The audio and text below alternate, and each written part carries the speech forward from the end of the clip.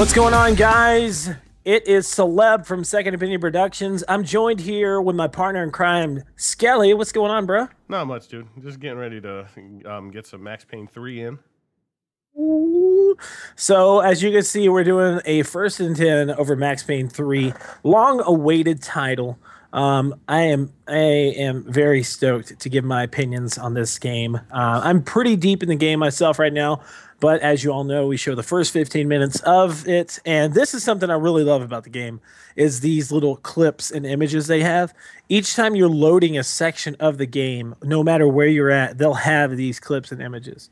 And it'll be like clips from the game. Now, one thing that they really pushed is a very cinematic game, and it has such like a movie aspect to it. It's ridiculous.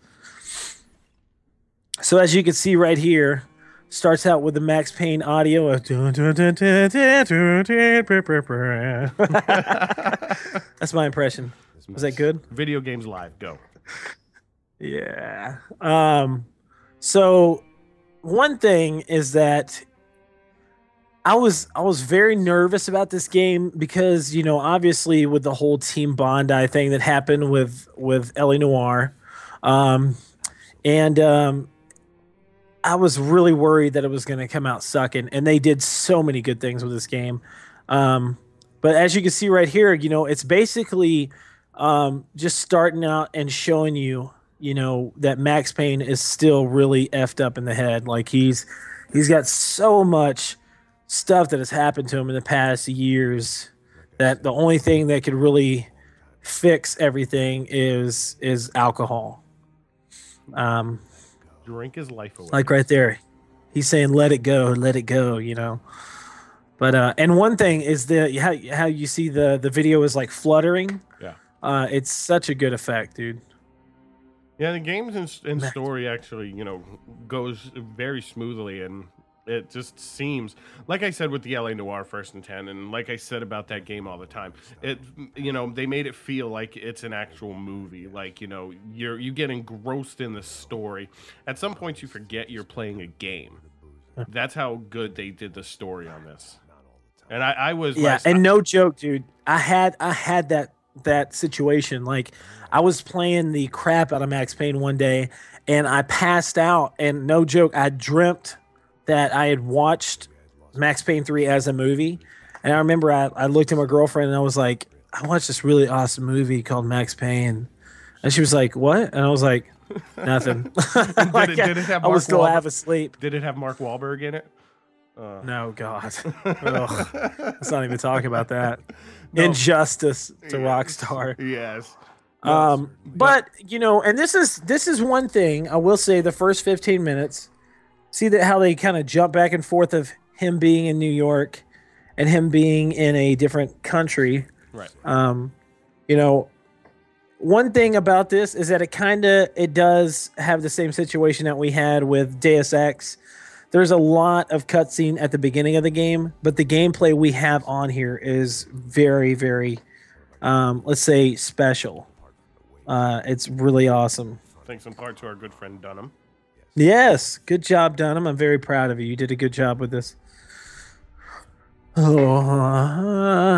So I guess right now, I mean, there is a lot of cutscenes. So what we're gonna do is we're gonna, I guess, silence our mic for at this point in time, and we will start back whenever the gameplay actually starts. So y'all enjoy.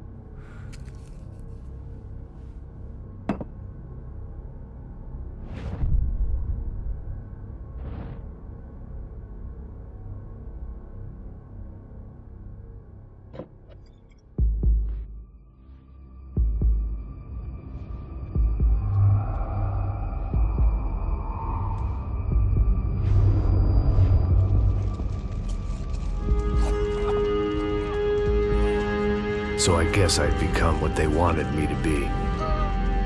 A killer. Some rent-a-clown with a gun who puts holes in other bad guys. Well, that's what they had paid for, so in the end, that's what they got.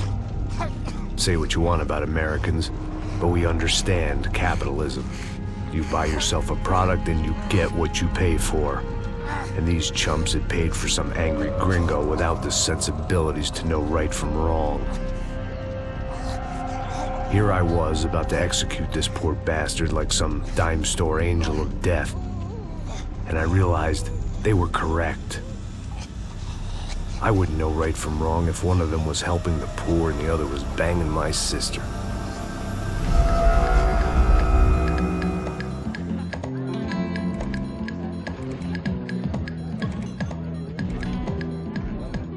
I'd arrived in Sao Paulo a few weeks before. I was working a protection detail for the kind of people who need protection in a town like this. And what kind of town was this? One where I didn't speak the language and they didn't water down their drinks. So for now, we seemed to get along just fine. Of course, that was about to change. Hey, brother. Hey, How's the cocktail? it's scotch. I never mix my drinks. Well, at least not on duty. Something like that. Man, that favela is big. Yep. Nothing like the view of extreme poverty to make a penthouse cocktail party really swing. I guess they call it trickle-down economics. That's funny. It's supposed to be a charity thing. Drink and give money. I don't know, something for the kids. Hey, listen, man. We better look lively. This place is a nightmare. They just got cowboys running security downstairs, and something rotten in the air. That didn't mean much. There was always something rotten in the air. The family we were protecting were local celebrities, rich parasites with delusions of humanity. The kind of people who end up in glossy magazines or body bags, depending on how their luck runs. So where are they all? I see Rodrigo over there talking to that guy. Yeah, I don't know him. That guy next to him, he's some kind of cop. I think, I'm not sure. Serious, though. Big-end cop, anti-gang sort of thing. I can't remember his name. So who's this guy? That guy's a plastic surgeon or some kind of surgeon. Tummy tucks and cock implants. Look at Marcel.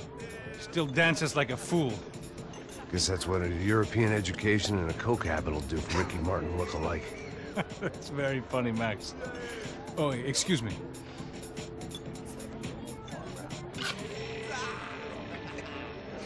I was mostly working for Rodrigo Branco, a local businessman.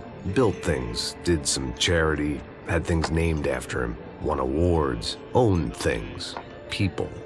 One of the trophies he had won was his wife, Fabiana. She was hot and wanted to be dangerous. Some good genes trying to fight their way out of a cesspit. She'd married well and was now at leisure to regret her good fortune. They got along as well as any rich workaholic and his younger airhead wife tend to get along. They mostly ignored each other. She spent a lot of time with his cokehead younger brother, Marcello. He was a good-time guy if your idea of a good time was an expensive suit, a bottle of champagne, and nothing between the ears. The middle brother, Victor, had just walked in. He was a local politician. Guy was smoother than an oil slick on an iceberg and about as toxic. The rest of the crowd, I didn't know, but I could imagine the types. People who know if they drink enough, they won't have to feel guilty about their good fortune. Suddenly, things turned real ugly. Felt like our hangovers arrived right on cue. Okay, everyone, so here it goes. Skelly.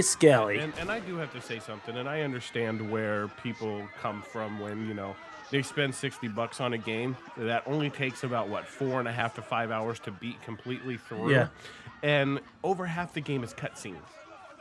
I mean, this game is amazing. The story is amazing, what have you. But I hate games that I have to watch more than I get to play. But see, that's where I disagree with you. Is because the reason why I like this game is because it does have long cutscenes, but it adds into the cinematic effect of this game, and I really feel it's perfect for it. And we're about to see the dramatic effect right here. So this is the bullet time and stuff like that. Right here, perfect. Look at that, dude. I love the new bullet time. It shows like the splits on the screen, and also like this moment right here. He's literally about to die, so it gives you a chance to shoot the person that was going to kill you. And if you kill that person successfully, then you can actually stay alive. The gameplay is fun, don't get me wrong. I really enjoyed the gameplay. The game is phenomenal. Yeah. But just too many cutscenes. But I understand what you're saying about the cutscenes. Too many. Too many. If I'm going to spend $60, I want to get a game that I'm actually going to be able to play. More than just the multiplayer. But see, that's why I loved Metal Gear Solid 3 so much, or Metal Gear Solid 4, because there were so many cutscenes.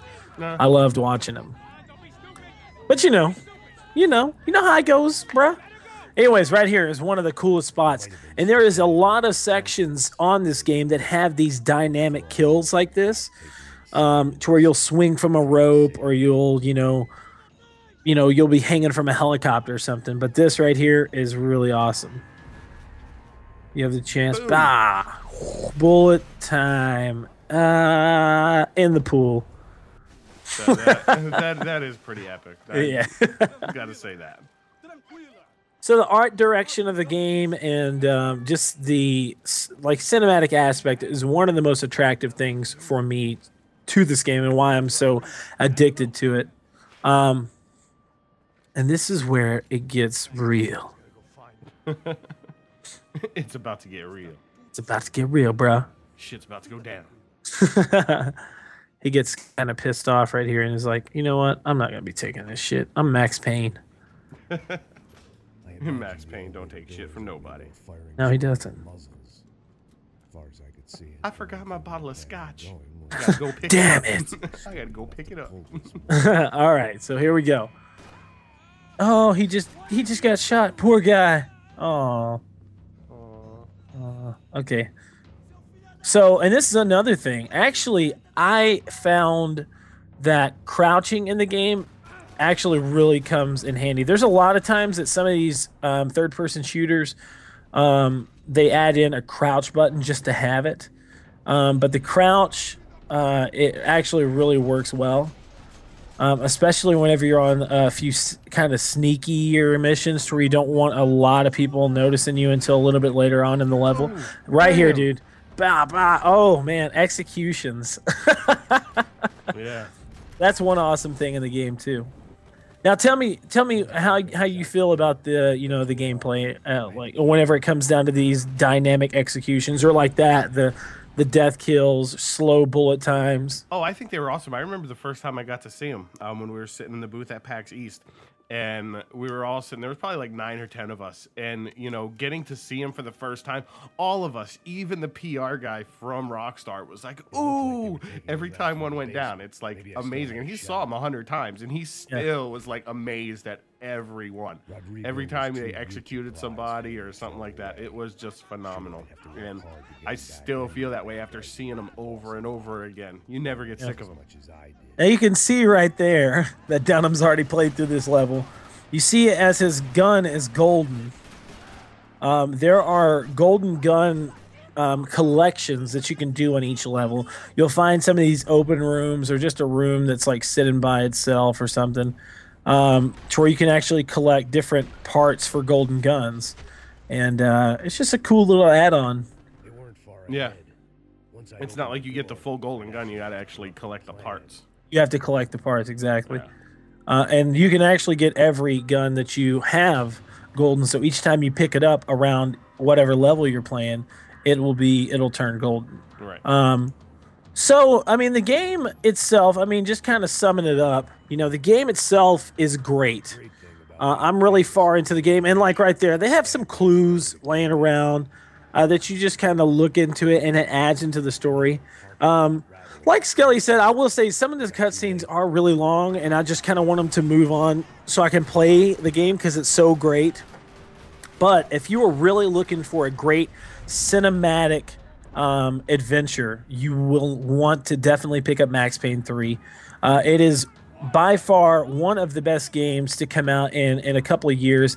And actually, Toaster McGee from the Second Opinion podcast did a review over it and gave it a 10 out of 10. Now, there were some people that were saying, oh, it's not a 10 out of 10 game. You know, we had a few haters say that, but you know, the game is great. And I will say, I do agree with them. I feel like it's a 10 out of 10.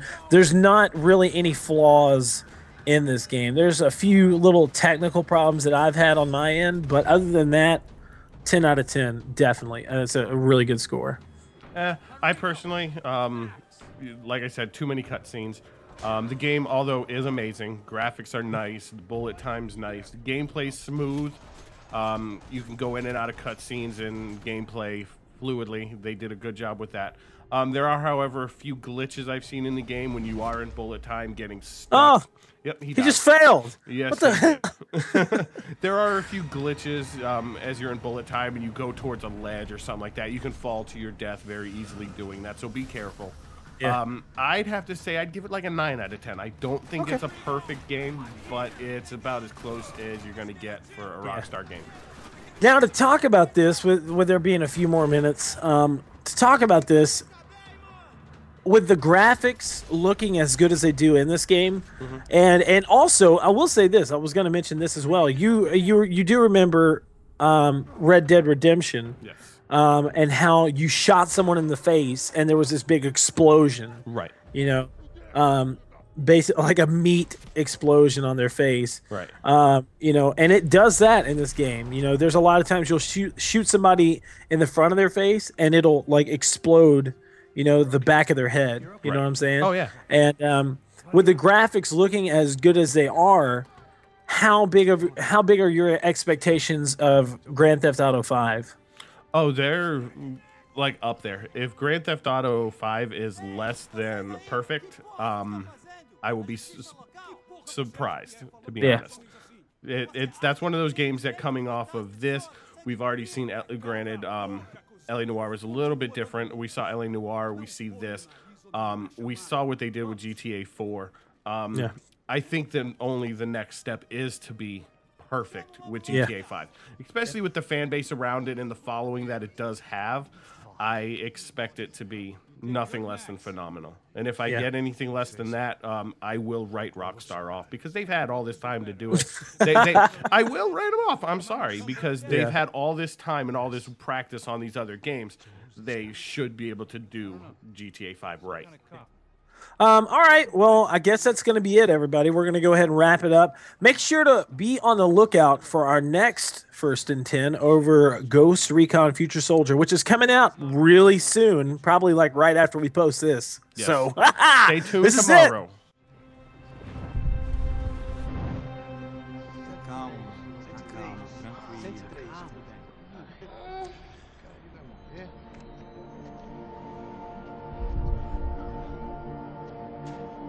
Back home, it was time for some R&R. The only